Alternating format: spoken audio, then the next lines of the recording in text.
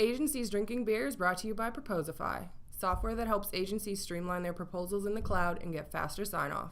Welcome to the fourth episode of Agencies Drinking Beer, a podcast where we interview an agency owner, learn valuable lessons, and get a buzz on. On today's episode, we interview Julien, Brandt, and Samantha Hosenkamp from Organic SEO based in San Diego, California. We'll learn about running a socially conscious agency that gives back to the world.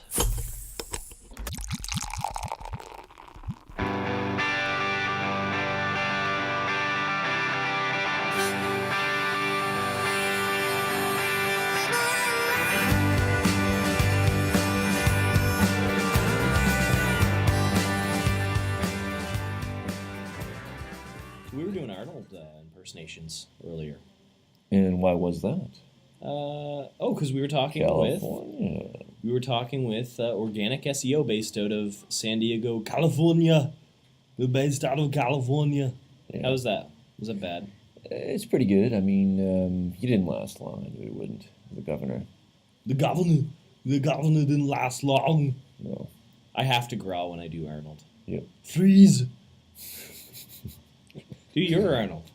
You said something like, freeze. Yeah, I can't do Arnold. Come on.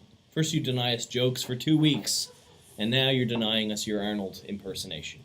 You're like Rich Little. Do you remember Rich Little? Mm-mm. No? Come on. He was Is that another of your 50s references? No, he was in the 70s, man. He could do amazing impersonations. He was the best. I didn't exist in the 70s either. As a matter of fact, in this podcast, I'm going to actually pull a couple of his in, just little clips. That's good, all right. Yeah. Do you have a more up-to-date reference than Rich Little? No. For impersonations? No. You know who does really good impersonations is Jimmy Fallon from The Tonight Show. Is he? He does a stellar Jerry Seinfeld. I'll show you some of them later. Yeah, please do.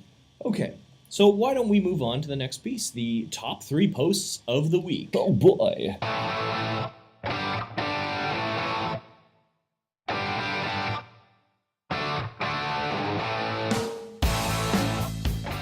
So the first post we're going to talk about today on the top 3 posts of the week are, one is from VWO, which is Visual Website Optimizer.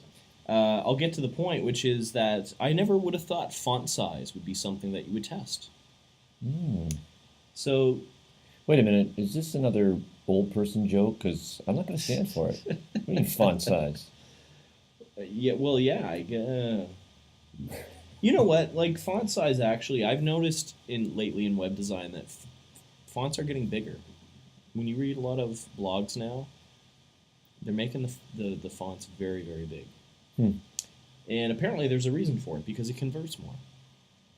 So anyway, the post is from VWO.com. The link will be in the show notes. It's, I don't see an author here. It's called Still Have an A/B Tested Font Size on Your Website? You could score 32% more clicks. So anyway, it talks about a particular website called Lone Goat, and they ran tests on their site.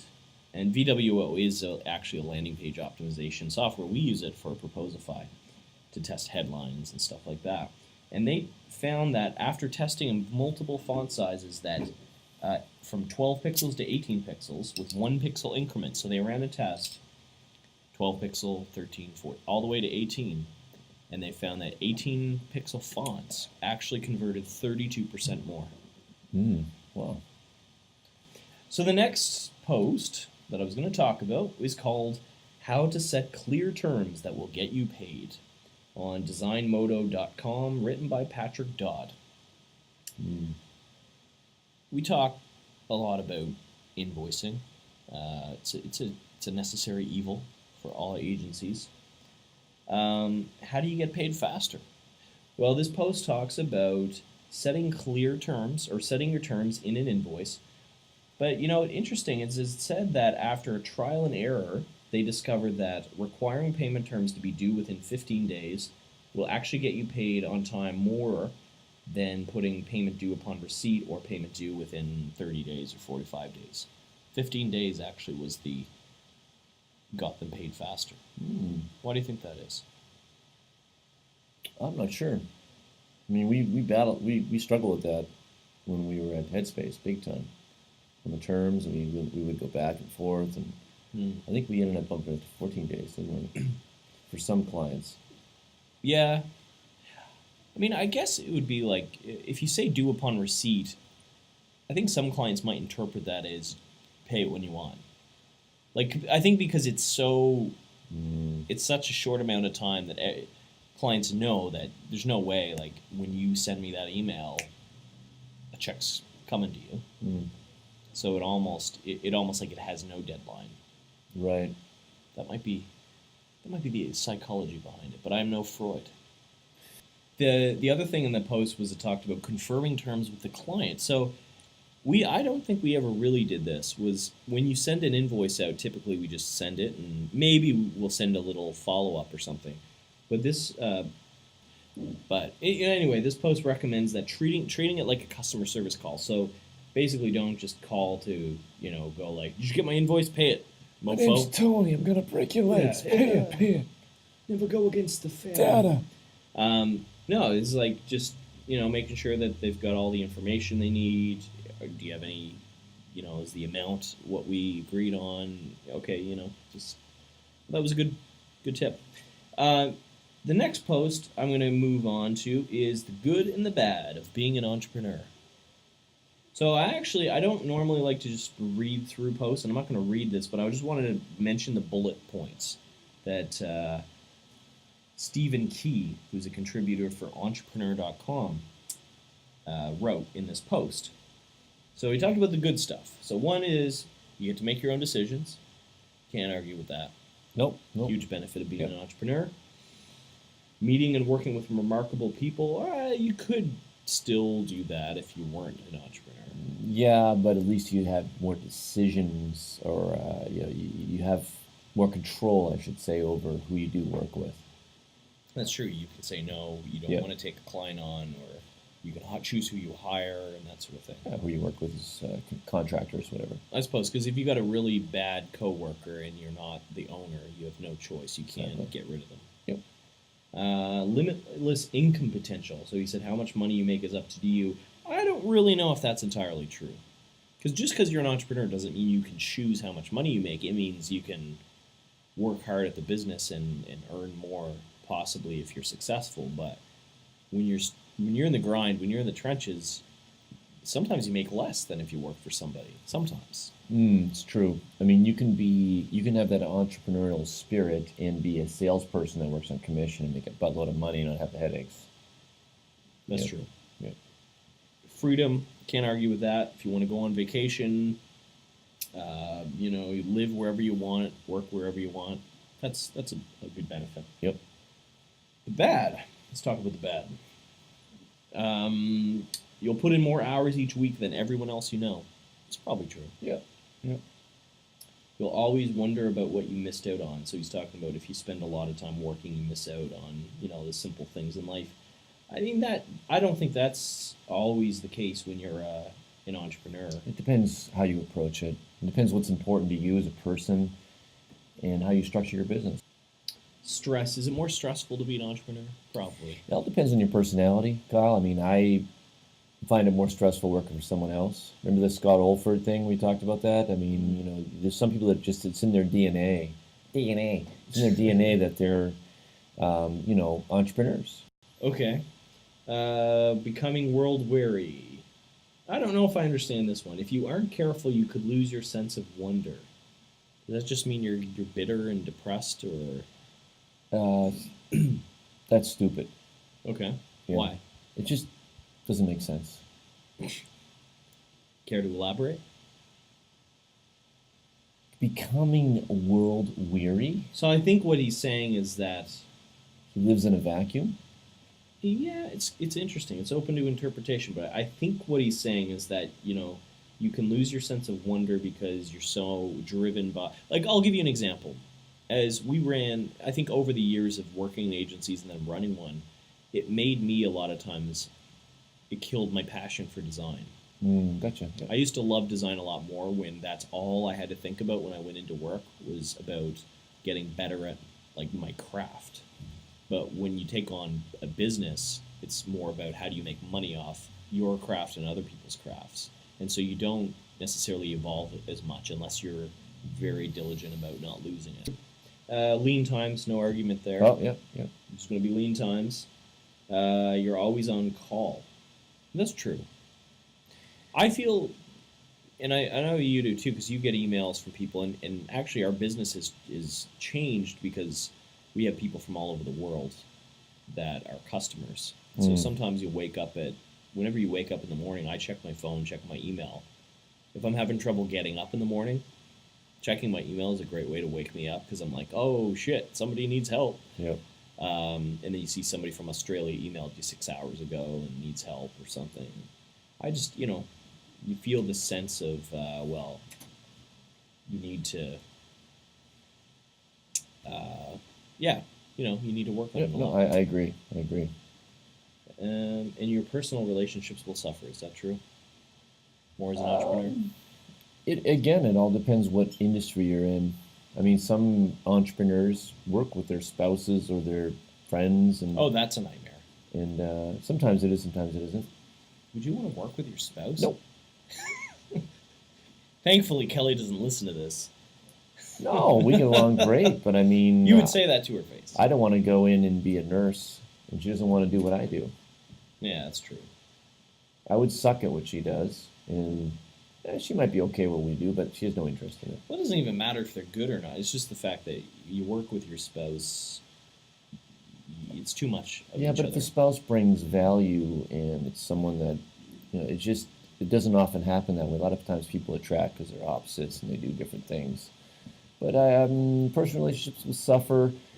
It all depends. I mean, it depends what industry you're in. I mean, it's advertising, for a lot of these points, if you were to say as an advertising entrepreneur, a lot of these are true. It's challenging, but then you've got other kinds of businesses that people do where they can actually leverage their time and leverage people, and they're very successful, and they have a lot of time. Well, even like a restaurant would still be stressful. That's challenging. That's challenging. Yeah.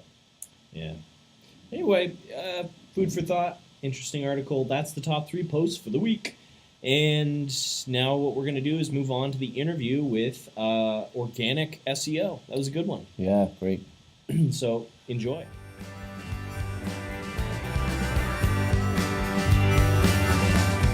All right, I'm pleased to have Julien, Brandt, and Samantha Hosenkamp. Did I pronounce that correctly? You did. Excellent. They're from Organic SEO, based out of San Diego, California. And we're going to be chatting today to learn how they run their agency. So welcome, guys. Thanks for being on the show. Thanks for having us. Thank you. Excellent. So tell us a little bit about what you guys do at Organic SEO. Sure. So we've been in business for about 5 years or so. We're a small team of about 10 full-time and 4 or 5 contractors that support us and come in part-time. We ideally work with purpose-driven, eco-friendly, green-type businesses, helping them with all their online marketing efforts. So at our core, we initially started as a local SEO company and just over time expanded our service offerings to help support those businesses that we were doing local SEO for. So we're pretty well known, at least here locally, even with other agencies, as a go-to resource for local SEO. But we also do quite a bit now with content, social media management, and strategy, and also on-page optimization, UX improvements, that type of thing. Mm-hmm. So pretty full service for the most part as far as marketing goes. All things digital marketing. What we don't do is branding and design. So we don't do web development. We'll oftentimes help edit somebody's website to improve conversion optimization and UX, but we don't do ground up branding and web design. Interesting. And you said that you built a name for local SEO. So maybe tell the listeners who don't know, kind of what's the difference between just general SEO and specializing in the local SEO? Sure. So local SEO really focuses around helping businesses gain exposure and awareness in the map-based section of the search engine results pages. And what a lot of people, I think, don't recognize is that local rankings are a completely different process, different algorithm than organic rankings. So when you see map-based results, which are also the results that populate on your mobile device oftentimes, those are actually your Google Plus page that's ranking. So the first step of the process for us is claiming, verifying, optimizing somebody's Google Plus page, then also making sure that there's consistent information out across the web with their name, address, and phone number on different directory websites, and continuing to establish citations. And so the whole process of local SEO is really geared around helping local service-based businesses to gain localized exposure in a pretty small radius, typically like 5 to 20 mile radius. And the clients that you serve, are a lot of them based around your area in California, or are they kind of spread out all over the place? They are mostly local. I'd say probably 85% of our clients are local. We do have some clients that have national presence where they might have multiple locations throughout the U.S. And then we do have, a few scattered clients on the East Coast and Northern California as well. I would imagine it would be kind of difficult to do local SEO for, like a client over in Germany or somewhere, because obviously your own search results are pretty tailored towards where you live. Like, is that a challenge that ever comes up, or do you guys have a way around it?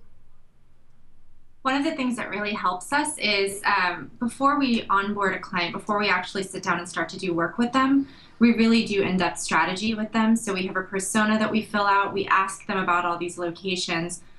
We ask them about specific words that they hope to be ranking for and give them our guidance based on that as well. So one of the things that really helps our processes is that we really get to know the client first. We know their demographic, we know who they're trying to target, and we know where their locations are. So it would be a lot more difficult if we didn't do that process. And we don't, and everyone that we worked with has been in the U.S. And if they weren't in the U.S., to be honest, we would probably refer them out to one of our, a partner agency. Mm-hmm. I'm not going to say I'm an expert at SEO, but I try to keep up on it. And I know it's always changing. But, how long typically does it take for you to get results for your clients? Because obviously SEO isn't a short-term game. It takes a while. Is that something, that you talk to your clients about, or do some of them have difficulty understanding that it's kind of an ongoing process?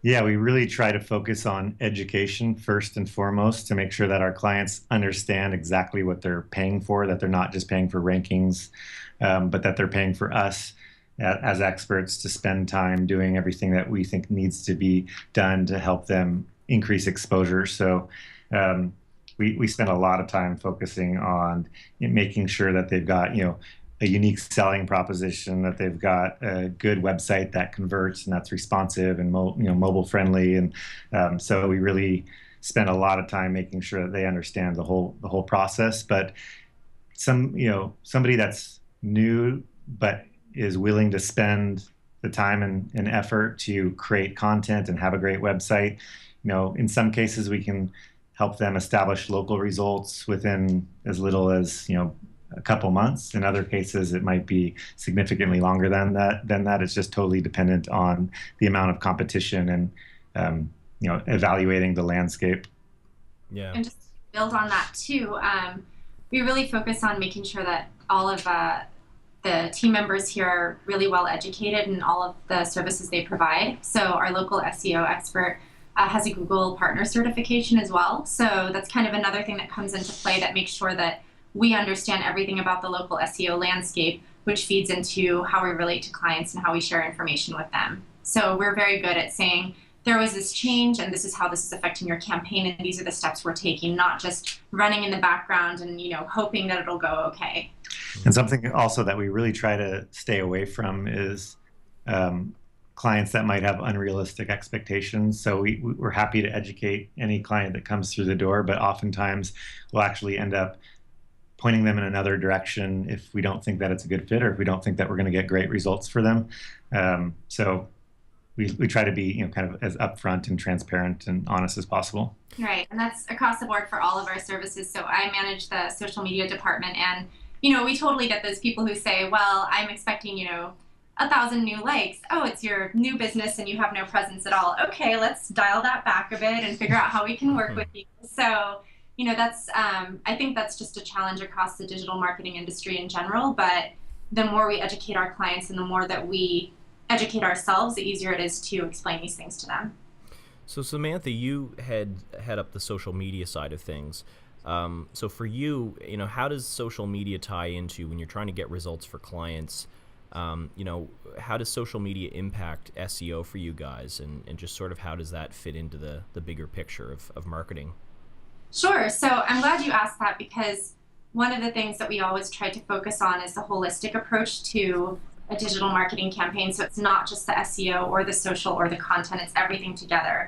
So the content feeds the social media, but on the SEO side, we have to make sure the content is well optimized, that it'll come up in search results. And then we share that content strategically on social media through Facebook advertising, through Twitter, through Pinterest, all of that. And, the more that people are found on Facebook too, the more that it's going to feed into the SEO efforts as well. So it kind of all plays together, and we try to explain that to clients, partners, anybody we work with, that it's a very holistic approach. This is Kevin here. Are there any tools, say social media analysis tools, or tools that you would recommend that you guys use for your clients? Any third-party tools? Yeah, I love this question because there are so many out there, and I've really explored a bunch of them. But across the board in our social media communities too, we've really found that Sprout Social is one of the best. They're a Chicago-based company, and they're really fantastic. They have a great analytics tool, reporting system, monitoring and engagement system. So that's a great one. And then one that melds with SEO is SEMrush, and what's the other? Raven Tools. Raven Tools is really good too. So those pull in some Google Analytics and social traffic too. So it kind of has more of a robust feel to it. Excellent. It's actually something we talk quite a bit about. Sam hosts a Twitter chat every Thursday at 1:00 where we talk mostly with other industry professionals and agency owners and consultants for an hour about best practices, tools, other resources, and things that we're experiencing with clients as well. Cool. And it's called Organic Chat. So if you ever want to jump in or co-host, no pressure. Awesome. Yeah, we'd love to. In fact, we'll include that in the show notes for this episode. Perfect. That'd be great. Yeah. One thing I wanted to talk about is the B Corps. So for those who don't know, because I didn't actually know until you guys mentioned it to me, was I'll explain for the listeners. B Corp, and I'm kind of just looking at their website. It's essentially what fair trade certification is to coffee. B Corp is to businesses. So B Corps certified companies meet rigorous standards of social and environmental performance, accountability, and transparency. So I'm really curious about that. How did you get involved in that? How did you get certified to be a B Corp? And just tell me about that whole process. Sure. So it was kind of a natural progression for us. I mean, when I started the company 5 years ago, we established kind of core values and a vision that was very similarly aligned with B Corp, but we stumbled across B Corp a couple of years ago and instantly wanted to be involved and take part. So the process was pretty intense over the course of a few months, with a number of interviews and a certification process that asks a lot of questions and really dives into all aspects of the business, including the vendors we use, our legal documentation, ethics, social responsibility, employment practices. So it was quite a bit of back and forth, and then you have to attain a minimum score to be certified as a B Corporation, which is actually now recognized by 25 of the 50 states. As it's an amendment to your corporate filing status. So we're still an S Corp, but we are also a legally recognized B Corporation as well, which stands for Benefit Corporation. Is it kind of like a 501c3 on your taxes? Like, is it a tax exemption? Is it? As of right now, there's no tax benefits as of right now, okay. But I have a feeling that sometime in the future there might be. So yeah, it's basically the mentality of making sure that a business isn't just solely responsible to maximize profits, but can also have equal focus on planet and people as well. Has this been something that you have always been passionate about? Is the idea of giving back to the world and not and doing no harm, doing no damage? Like, is that just something that's always been part of your philosophy, or You know. It is actually, yeah. I mean, it's kind of the way I grew up in a small town, and it was just something that I was always surrounded with from a young age. So I wanted to create a business that encompassed kind of those same values, and the name Organic SEO is kind of a play on words for both organically ranking, but also ideally working with other organic and purpose-driven businesses. How does that, I guess, impact the work that you do? Like, we all know that the work that we do for clients will be better when we're passionate, when we're excited about what they're doing. Is that something where you get like companies come to you that want some work done, and you're not feeling it, or you don't think that they're the right fit? I mean, how do you approach that and sort of incorporate selecting clients factor that into what you're doing from a sustainability standpoint? Sure. We actually developed an internal, like a client scorecard to evaluate prospects on a number of different elements, mostly based around whether we think we can get great results for them, but also, what type of company they are, what their goals and KPIs are going to be for the campaign. So that's something that we really look at and scrutinize quite a bit. We love obviously working with purpose-driven businesses, but it's not, we also work with a number of other local businesses that maybe don't have necessarily a purpose-driven element to them, but they fit a number of our other requirements. I'd say probably in total about half of our clients have that kind of purpose-driven mentality. They're either potentially a nonprofit, or just have a kind of giving back philosophy, and or maybe an educational institution, that type of client. Mm-hmm. Yeah, so they don't all have to be necessarily environmental companies or involved in activism, but they're not doing harm to the world. I assume a big evil oil corp comes to you for some local SEO, you're going to turn them down. Yeah, definitely. Yeah, for sure. Yeah. How do you have that conversation with clients when they want to work with you, but maybe they're just, the way they do business doesn't align with how you do business?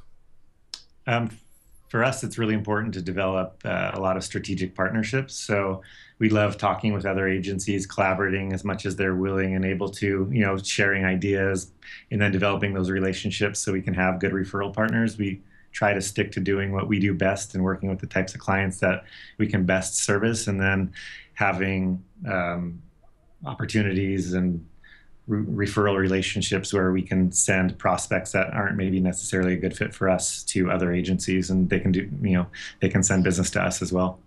And we actually have those partnerships established with a few local agencies, and then some other agencies throughout the U.S., where we really identify what they're best at, the type of client they like to work with, and go from there.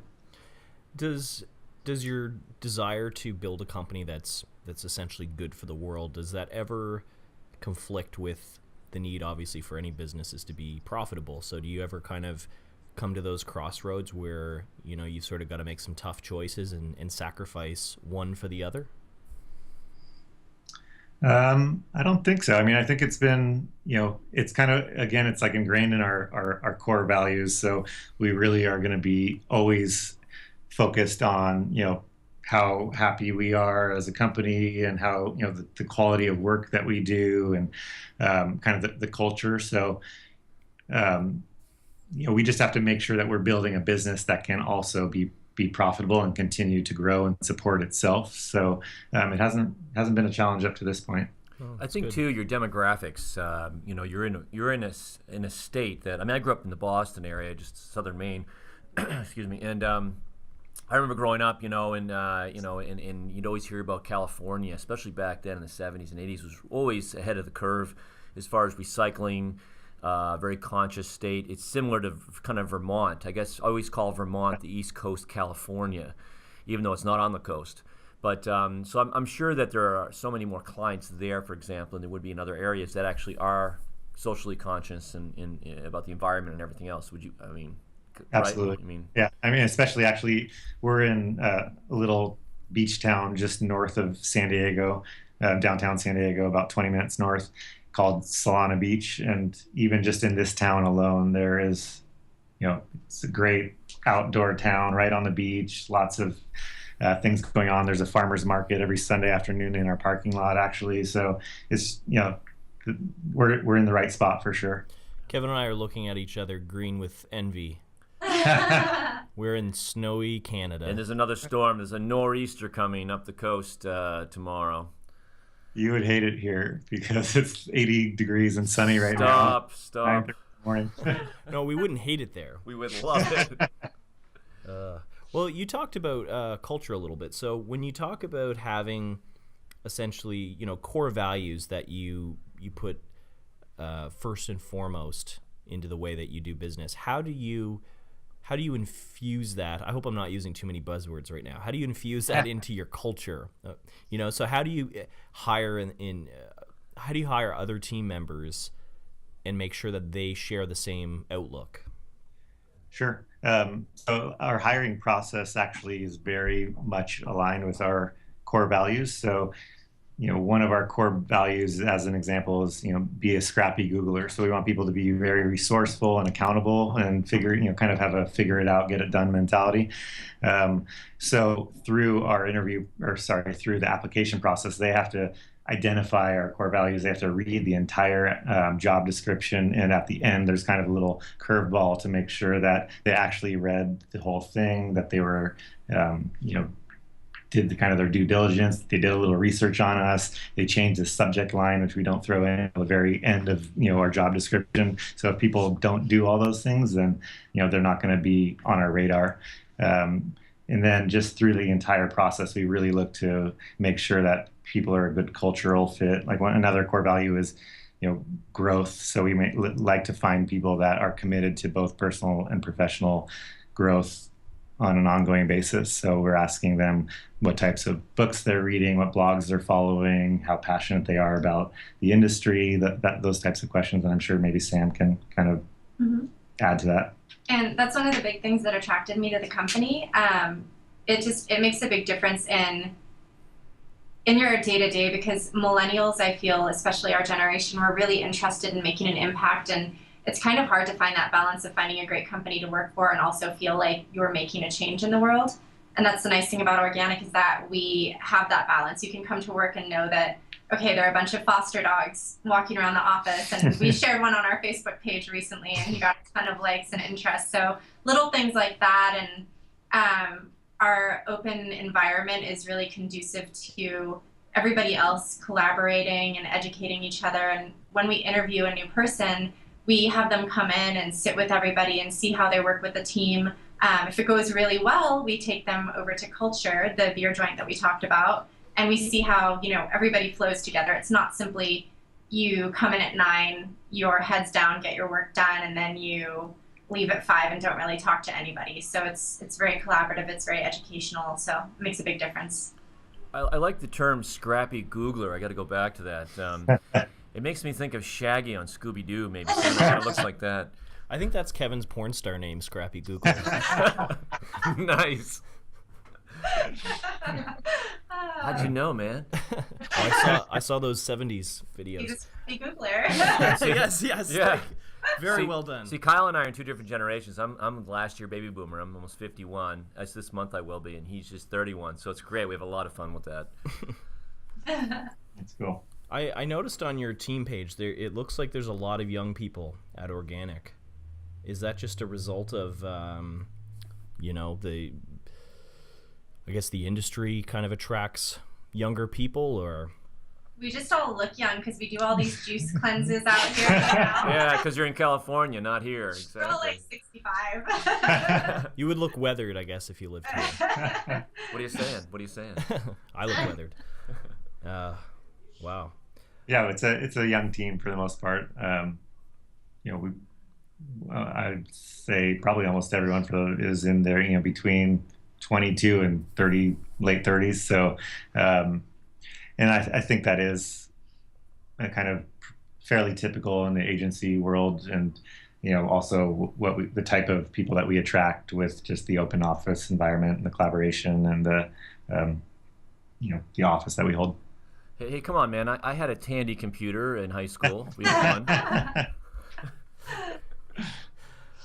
Why don't you, if you're willing and interested, it'd be really nice to hear kind of like a case study or an example of a client that you work with that that really aligns with your philosophies, that is giving back to the world, and how you get results for them. Is there any sort of like recent or not recent example that you care to share with us?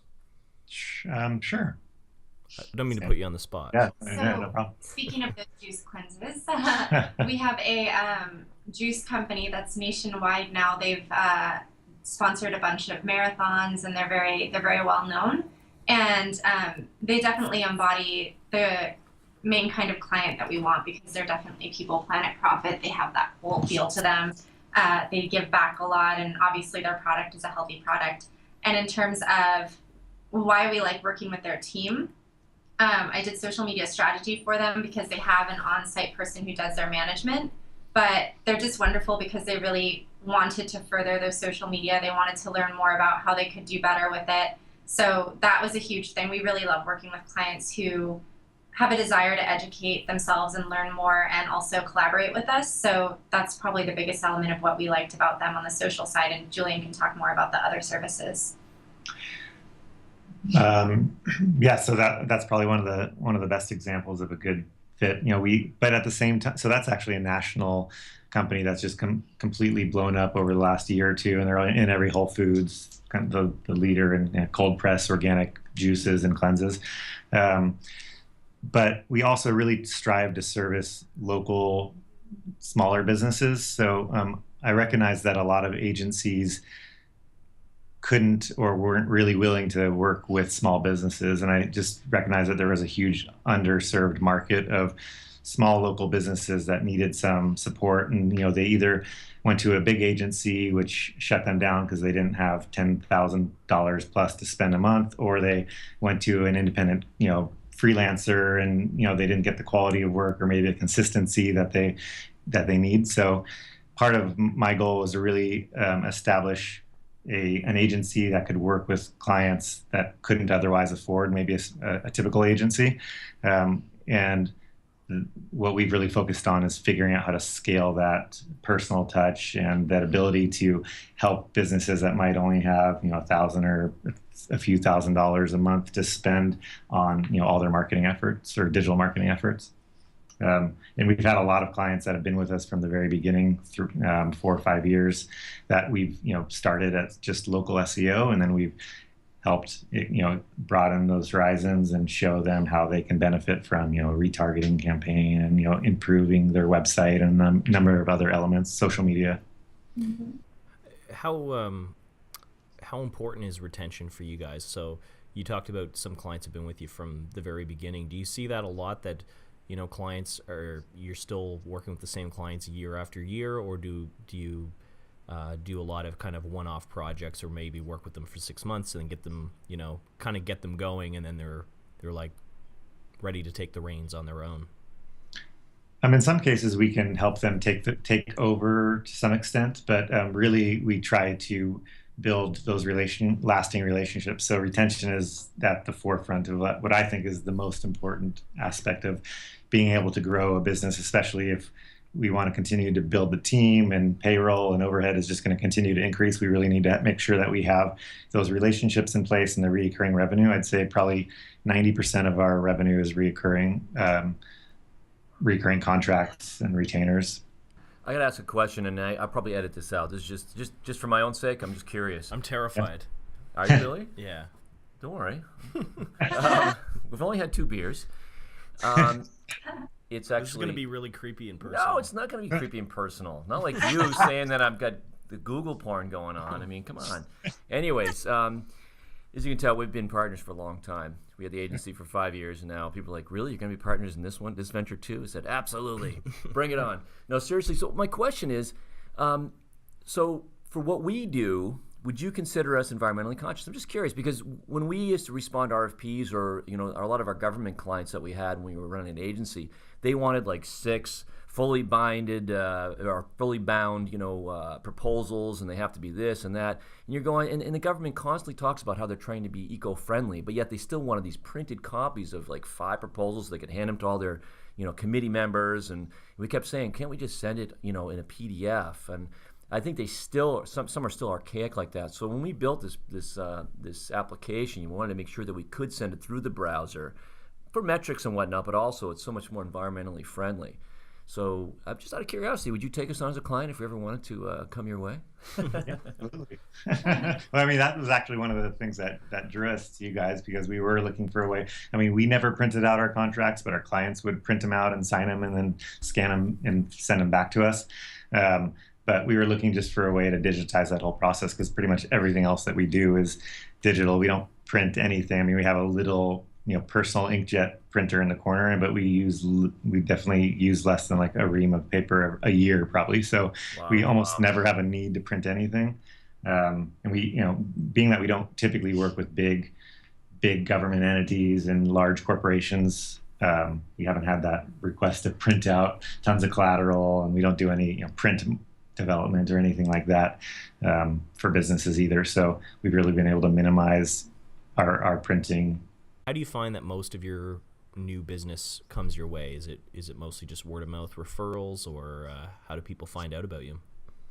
I'd say probably somewhere around 60-70% of it is referral and word of mouth from existing clients, and then continuing to cultivate and grow our existing clients' campaigns as well.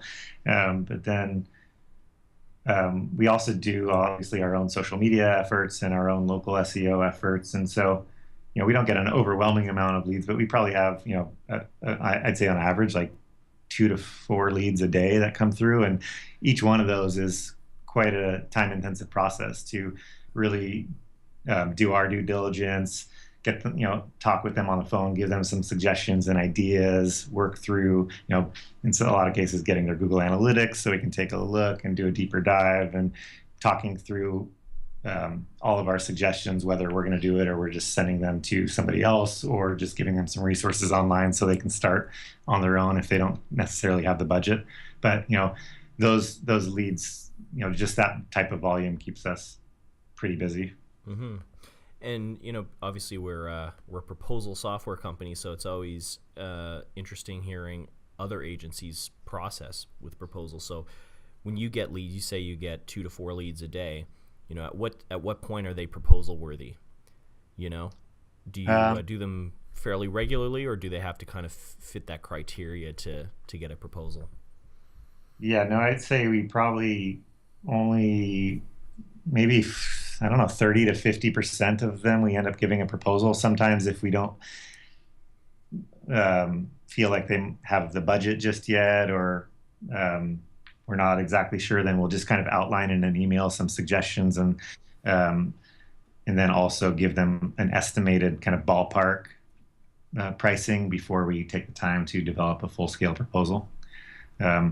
Another thing that we recently actually put into place, which I think is a great idea for any agency, is a client needs analysis. So we have a digital needs analysis that once we have an initial conversation with the client, we put the work back on them to, get them to dedicate 5 to 20 minutes to really fill out a lot of qualifying questions that help us better understand who they are, who their competition is, how long they've been in business, what issues they've experienced, what marketing efforts they have in place or had in place in the past, any upcoming changes that they might have with their website. A lot of those types of questions that can really help make sure that we're not, thrown off or surprised further in the process. Cool. Yeah, that's great. That's smart. One thing we were thinking of doing, and I mean, just get your advice on this, and if you guys would use this, is we're thinking of creating a piece of code where you could actually take and put a questionnaire, in a sense, on your site through Proposify. So you could ask specific questions, and then it would be through the proposal process would make your job a lot easier. Do you think that's something you guys would use? Yeah, absolutely. I mean, that actually sounds quite a bit like our CNA, our client needs analysis. I can send you a link if you want. It's a private link, and I can forward it to you so you can take a look at that. That That would be awesome if it integrated with Proposify. That'd be great if you wouldn't mind, just because we're just trying to, this product's been built by people like yourself. I mean, we built this, and then we just take suggestions and certain things, and we're just trying to, with integrations and functionality enhancements. It's like I said, it's important that we get the feedback. So if you could send that along, that'd be great. We could take a look at that. That'd be perfect. Yeah, absolutely. And one of the main qualifying questions within that client needs analysis is to get an understanding of the client's budget, because a lot of times we were recognizing that we would spend quite a bit of our resources and time evaluating and helping a client that just wasn't at the stage yet where they were in the position to be able to spend, even a few $100s. So we want to identify those prospects earlier on, give them some online resources and some suggestions of how they can do it on their own, and then hopefully they can grow their efforts to then come back to us. You just gave me a flashback of being in the agency. Oh my goodness. I mean, it's so amazing how, you do finally learn, like, I better ask them what their budget is. And sometimes, Right. because, when you go down that path and you're like, wait a minute, you only have what? You don't want to spend any money? Yeah, exactly. Yeah. I want to rank #1 for shoes by next week. Yeah. So what does the future look like for Organic SEO? Where do you want to take the business? We want to just keep doing what we're doing on a larger scale, I think. So continuing to pioneer and figure out how we can scale this service-based business, which is the greatest challenge for us. Every incremental amount of revenue means that we need to add a new member to the team for the most part. So that's one of the things that we want to do. I'd say probably a short-term goal for us, maybe by the end of 2015, would be having a team of somewhere between 15 and 20 people, and also figuring out how to eventually, productize something, maybe having something that comes out of our, internal need for a system or a process that we recognize that we could develop in-house, so we can not be completely dependent on just billable hours, and then also kind of moving away potentially from everything being billable hours based and having it be more around value-based pricing. Yeah, that's always a tough one, isn't it? I mean, the billable hours model is just so, I guess, like baked into the industry and just general business. Sorry, you were going to say something?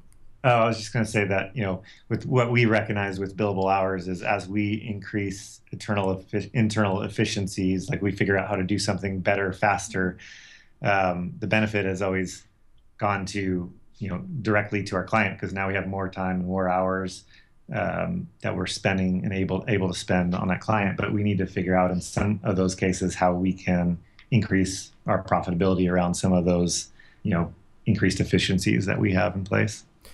Yeah, I mean, that's kind of interesting, because I've heard it said before, and I agree, that when you just sell hours, you're kind of punishing yourself for getting better at your job, Usually when you work on a project, the further you go with it, the less hours you need to spend, because you're getting more efficient, and you sort of punish yourself by billing your client less because you're not spending as much time on it. Yeah, and then you only have the opportunity to either come in right at the exact budget or go way over, which is sometimes the case. So yeah, it's a bit of a challenge.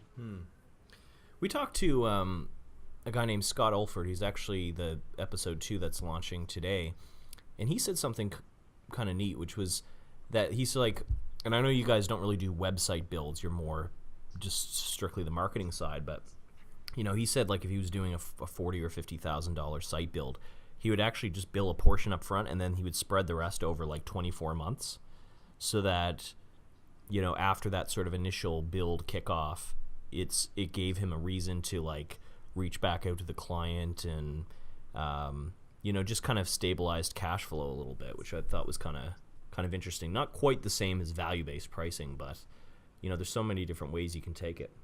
Yeah, we so not with web design, but we do that actually with some of our larger projects, like an on-page optimization project that might be a 20 or 30-hour project for us.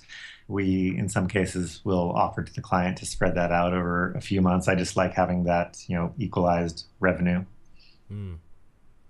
Well, it's been really fun talking to you. I think we're out of time, but I want to thank you guys for being on the show today. Yeah, I really appreciate it. I really enjoyed this.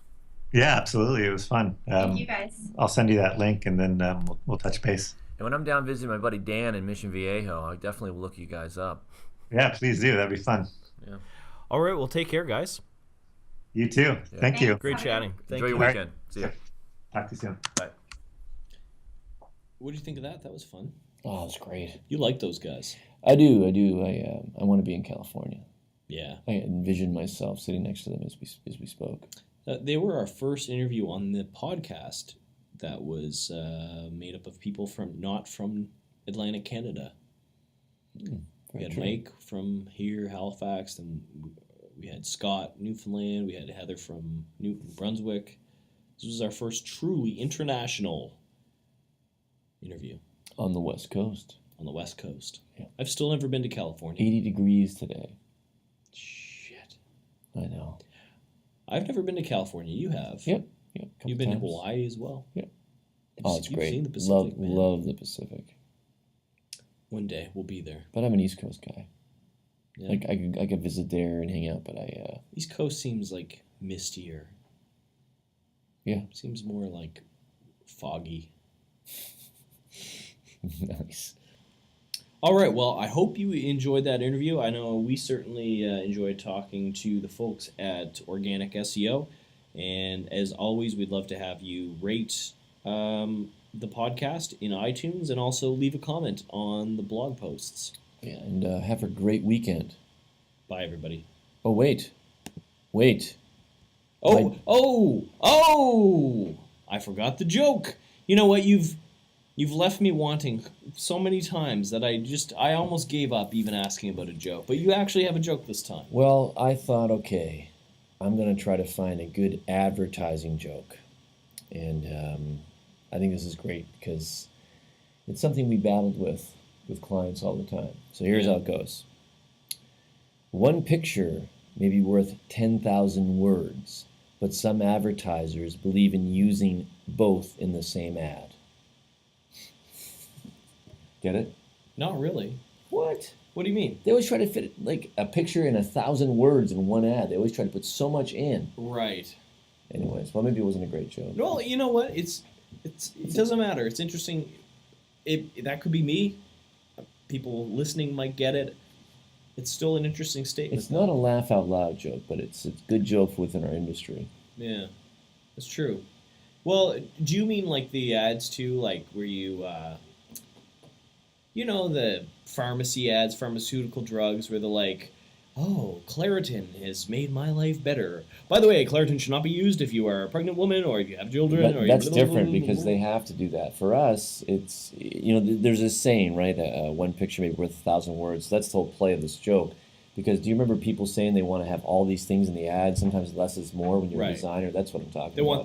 They want the company's logo to be the main Or how about, image. we're in the web business, you and I, right? So, I mean, think about the webs. They try to just put so much stuff on the homepage, as much as they could. I mean, it's changing now. People are understanding that. But, man, we used to beat our head against the wall. That's true. Yeah. Anyhow, I'll try to get a better one next time. Yeah, well, there's something to talk about anyway. We'll All get right. a better one next week. No, that's good. Valid attempt. I'm ready for another beer. Yes. All right. Hope you are drinking as well. Goodbye. Bye.